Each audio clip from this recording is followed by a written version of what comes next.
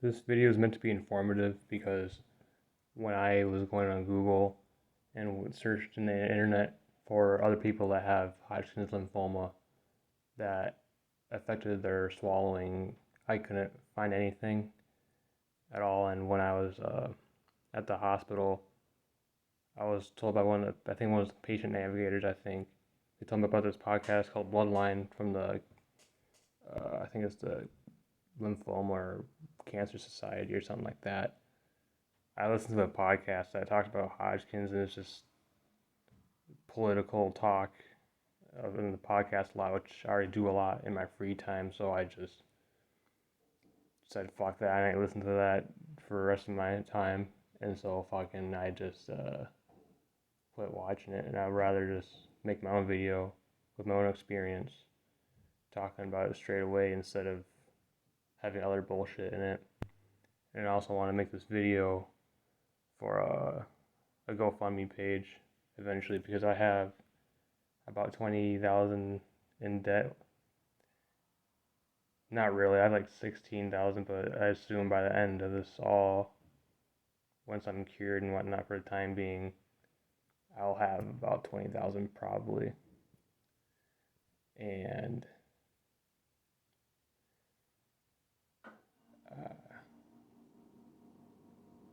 so like, I'm gonna make a GoFundMe page eventually. I don't have one yet. I'll make a video saying that I do eventually, probably. And then,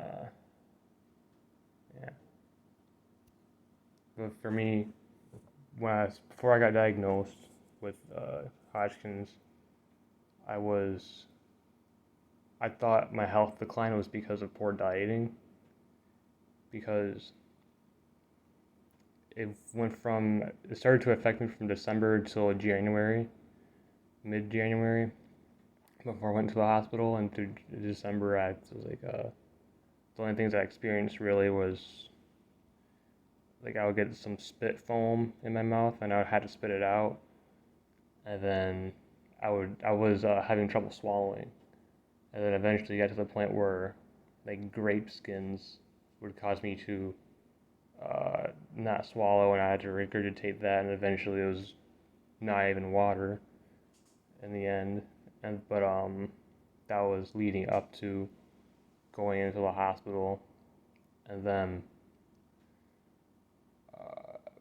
physically I was pretty fine. I would have chest pain. In January I got chest pains, and I just kept taking Advil for it to ignore it. And then, and I think it was beginning of January, I would wake up in the middle of the night, take a piss, which I don't normally do at all, and I would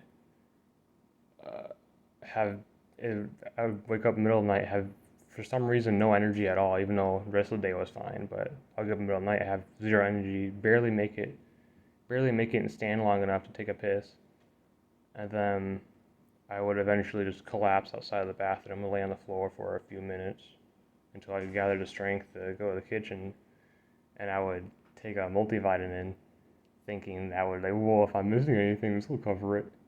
So I would do that, hoping that would help anything. And then I would lay back on the floor some more after crawling to get the vitamin. And then after laying on the floor again, I would just go back to bed, and then the day would be normal. And then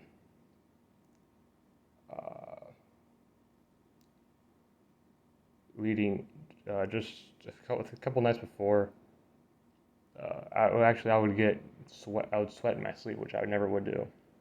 I would get cold sweats, and if the temperature was warm, I would be cold. I'd be shivering. If the temperature was cold, I'd be sweating.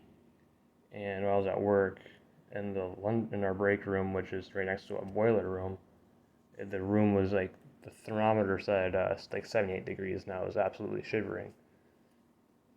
But I didn't know how to comprehend that, so I wasn't too worried. I just kept going. I just went right home, and eventually on MLK Day, I went into the night before I went to the hospital. And then I went to the walk-in clinic, and they said just come back in 2 or 3 days. And then I went back later that night in the middle of the night because I couldn't even swallow water. And then I got eventually just got diagnosed. Well, I didn't get diagnosed, but they told me I had cancer, and it was at that point I didn't really panic yet, but it was just a matter of because it was a matter of is this gonna kill me or can I like beat it or whatnot? Like that was going on my mind, so I wasn't panicking yet. And then I got a couple days later, after I got admitted to the hospital that night, I was diagnosed with stage 2 Hodgkin's lymphoma, and went through, stayed in the hospital for 2 weeks, and it was the hospital I went to was Ascension All Saints, and all the nurses and doctors were great. I don't know any better, but if there's absolutely a great experience with the staff and whatnot, and it was really thankful that I went to that hospital. I ended up going to that hospital, and I wound up there. But I got they took my bone marrow to see. They drilled my spine to see if it had cancer in my bones, and then what else was it? They took a biopsy, I think it is, to see just to identify it more, or not to diagnose me, I think. And then I got an IV poured in my chest, and that's all I, for the main part, that's what mainly happened in the hospital. Uh, and then like since I couldn't really find any information on Hodgkin's lymphoma, I just sat there watching like NASCAR videos of like older NASCAR and whatnot, and I only ate, I only drank these like Ensure juices. That's all I had for 2 weeks really, or just about. And then I was finally starting to eat like broth and some yogurt and whatnot by the time I was leaving there. And it was definitely gave me a new perception on cancer and people with cancer, because I could never imagine, I didn't have the capabilities of imagining that ever. And then like now I certainly do, at least for how easy I got it, because I know I still got it easy. My treatment hasn't been too bad at all. It's just the day of and the couple days after treatment are just the bad ones. That's it. And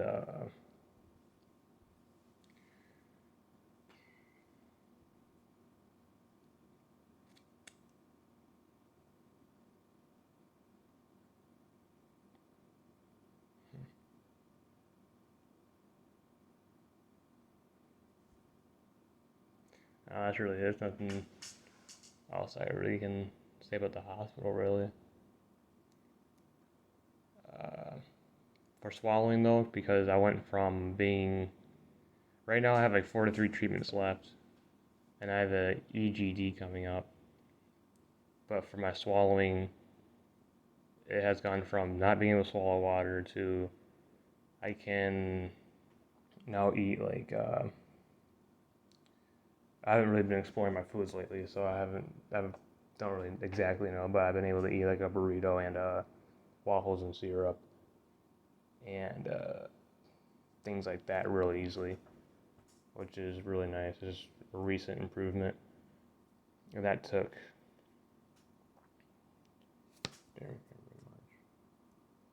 about 5 months of just eating like pasty foods basically and just soft foods.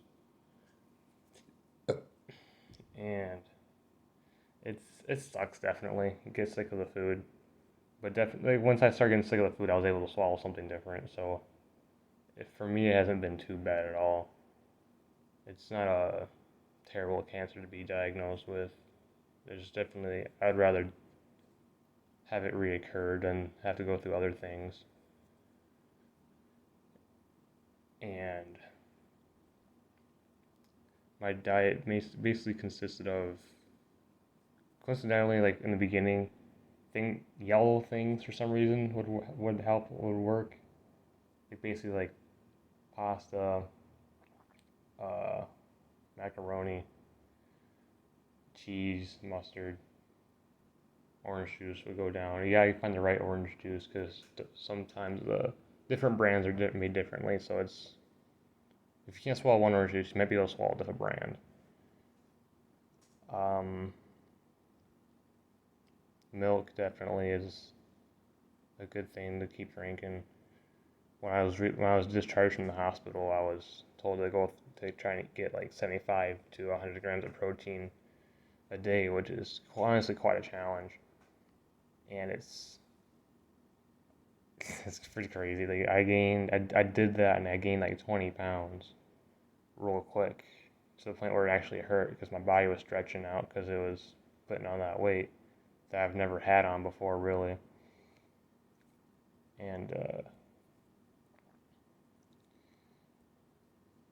yeah, it's pretty freaking hard to do all that amount of protein with, at least with the ability that I was able to swallow that, and without doing red meats and whatnot, because that's not preferred for you to do. Otherwise, you can get colon cancer. But I don't know how likely that is, to be honest, but keeps you scared enough to not really do it too much anyway. Uh, when I was at the hospital, I was supposed to get a food tube, I guess. What it was basically a tube that went, it basically just cut out the esophagus, and it was supposed to be I could just syringe paste into my stomach, I think is how it's supposed to work. And I was able to avoid it because I was trying to get a little thing of applesauce.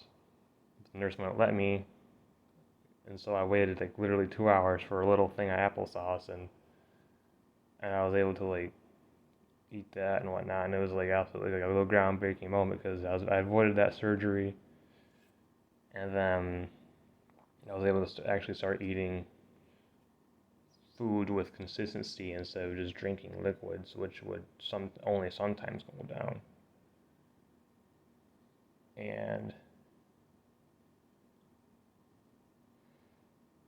uh, like the worst foods I've ever had tried to eat was like bread, and for some reason potatoes are pretty dangerous to eat.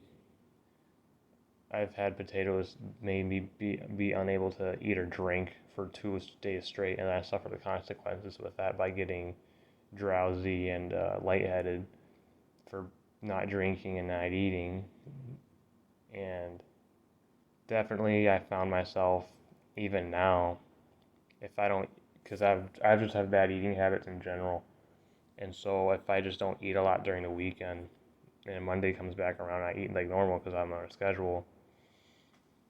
It's I'll get drowsy and whatnot because I'm not eating enough. So that's one thing I've definitely had to watch more, which I never had to watch before in my life. I've been able to go a long time without food and not to worry about it. Uh,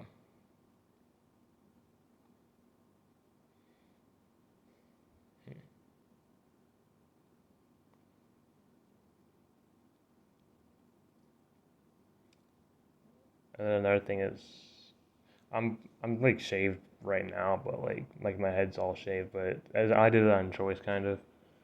My hair almost made it all the way through treatments. It was just it just got to the point where it just kind of looked socially unacceptable. So I decided to shave it.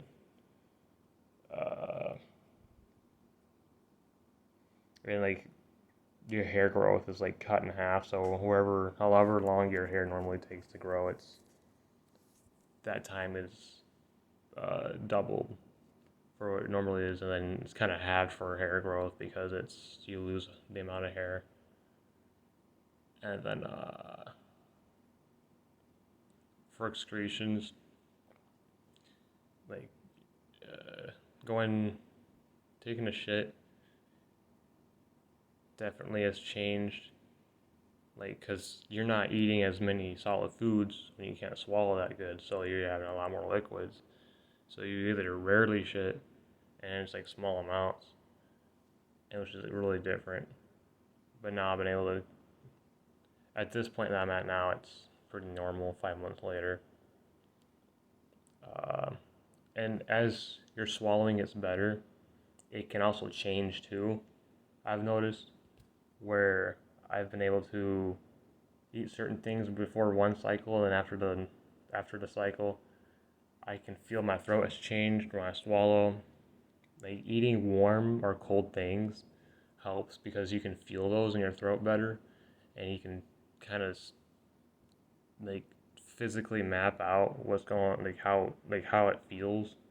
And if it feels different and it's changed and whatnot, and you can tell. And then your diet may change because you can't swallow certain things anymore, and you'll be able to swallow other things now.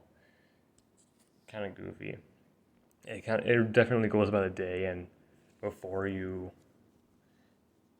have a meal or something, it's good to try and drink water to A, clear your throat, and B, just to find out if you can even swallow anything. Because I've had times where I just try to go straight into eating when my ability was worse, and I just had to miss a whole fucking meal because I have to wait for my body for some reason to open up. Because the more hungry you are, the more likely you are to be able to swallow something, I've noticed. At least for me, that's how it's been. If like I'm not hungry, I just can't really swallow unless it's like something easy to swallow. Uh, Eating pasta, a lot of pasta and like ramen noodles, something I've been able to eat from the beginning. I would eat like cheese and mustard, uh, broth, tomato soup, and like pretty much, and then these breakfast essentials mix. They just powdered shit you put in milk. That's really good. The essentials. Uh, Basically what I remember. And then right now I'm eating like I can eat a burrito, waffles, and syrup, and a cereal, and still eating a lot of ramen. And I haven't really gotten into chunky things yet, especially not dry things. Either like goldfish crackers, I can actually still end up choking on. Um,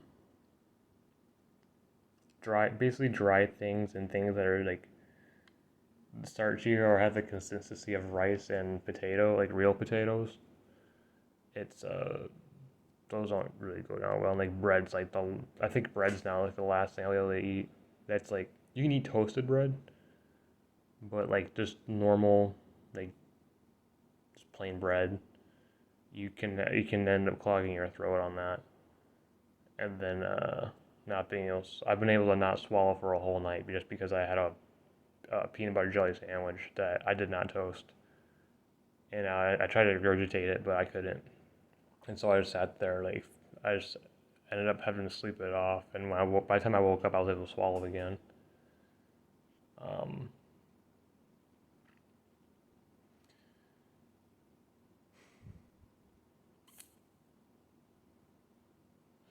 Not sure what else to add in this video. I was diagnosed on. I went to the hospital on January 19th, and doctor says it started November, the beginning of November. And the last meal I was able to enjoy was on Thanksgiving, or not on Thanksgiving, but it was a Thanksgiving party. It was a buddy's wife's cooking. Last thing I was able to have without struggling to eat it. And then by the time I had Christmas dinner with my parents, that was like when I was actually starting to struggle with eating like things like meat. It was we were having some pork, and I was struggling with that. And then the rest was just when I was alone and I was just eating regular shit. Uh, what else can I add?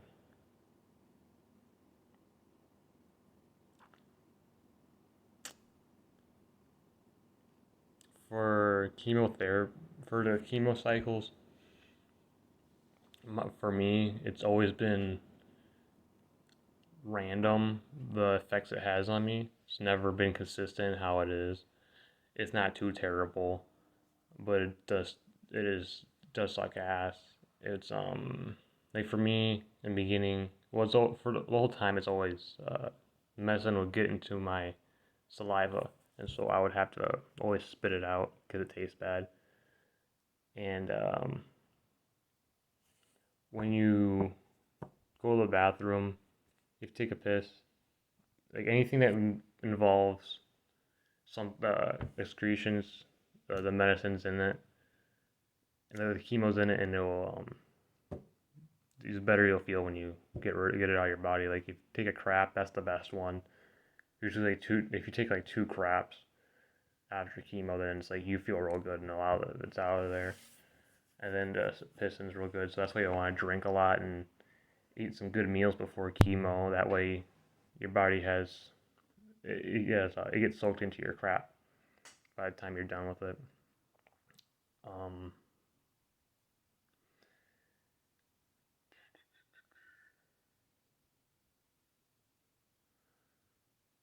um,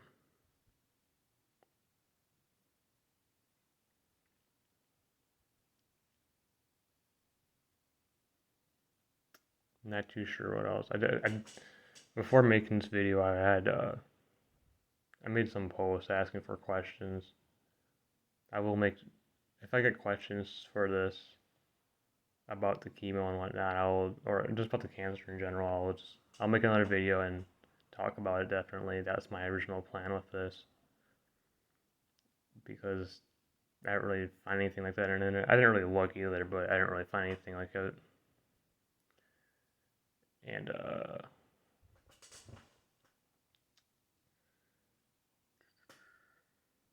what else?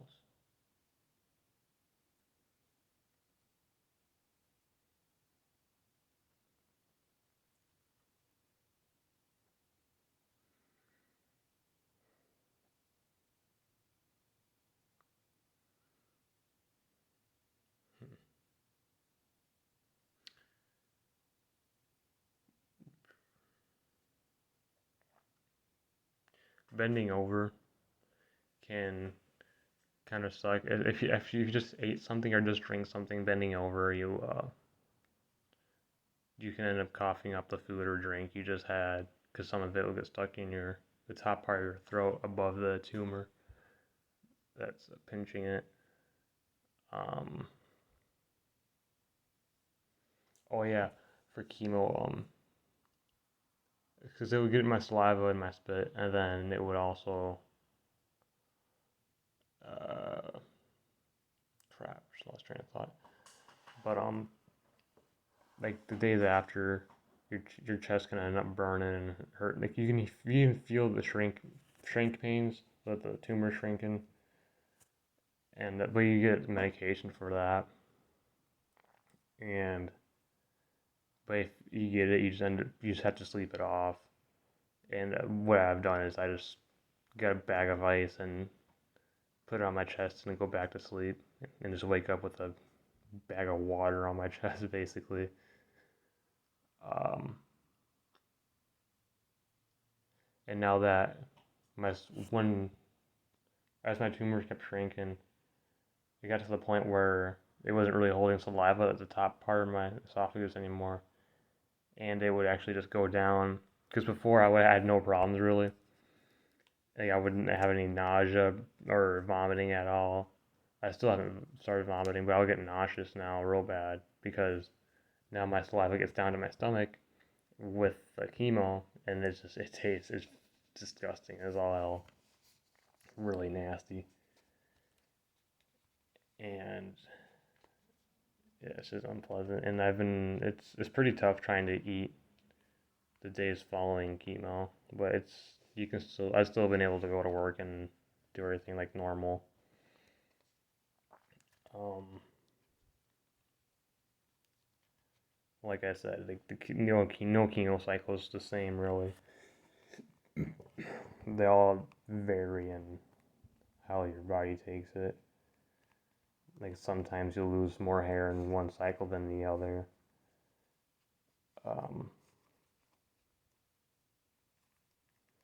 When I got my IV poured in, I was only able to like lift a gallon of milk with it at the maximum, and then as just as time goes on, it took me like 2 months for it to heal, and then I was able to go back to work and everything, and I had uh I had to regain the range of motion I had with my arm because before it was stuck in this position, and then as time moved on, I was able to stretch it out further to my side, and then eventually reach behind my back and like put my hand behind my back and up to my neck. Um, I hope this video helps someone out there with this condition or shares it. I haven't been able to really find anyone that shares the condition or anything or like that. So I hope this video helps someone and it helps guide them for what they can expect on the road to recovery. Uh, it's supposed to be a real curable uh, cancer, and that you only have to watch out for it when you're when you're 60s and shit.